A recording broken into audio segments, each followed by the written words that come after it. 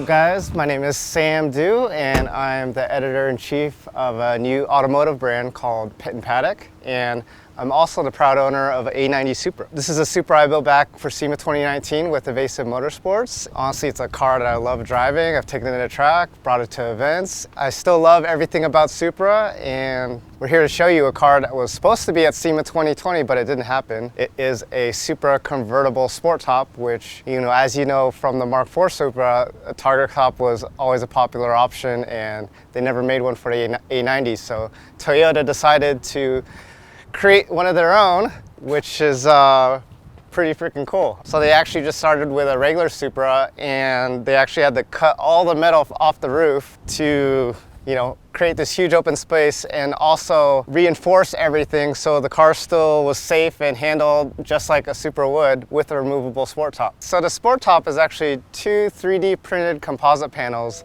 that come off from up here. The latches are actually down here, right here by the dash, as you can see, and you actually pull both sides and then they unclip from the top. It's actually a pretty trick, and the idea is to actually put the tops in the trunk once it's done, so you could drive around and put them back on when you want to. That's kind of the whole heritage cool factor about this car. You would thought of the A90 Supra would have came with a convertible top because it's also based off the Z4 chassis, which is also convertible, but it never happened. So this is Toyota's throwback to the TARGA top of the MK4 Supra. And there's also a bunch of other heritage pieces on this car, like the MK4 style wing. My favorite part of the car is the center exit exhaust. As you can tell from my car, it usually comes with dual exhaust tips. This one's right straight through the center, and it has a way more aggressive rear diffuser. So there are heritage fenders. The front lip is unique.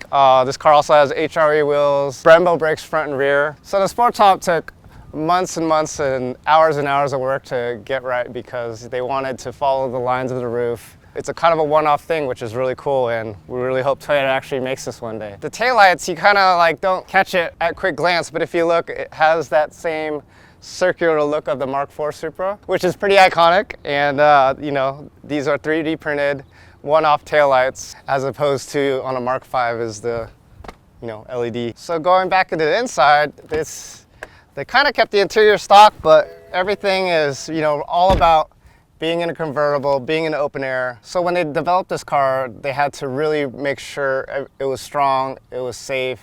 All of this is reinforced. If an accident happened or the driving dynamics, it all had to still be like a Supra. So I know a lot of the time was just making sure everything was safe and engineered correctly. The top is really simple. It just has these 4 release pins up here. It connects back there, and it's literally just an easy two-way motion of getting it out. Really, anyone could do it at home once, if they ever made this available. I'm sure you've done hearing me talk, so let's go see how this is to drive around with the top down.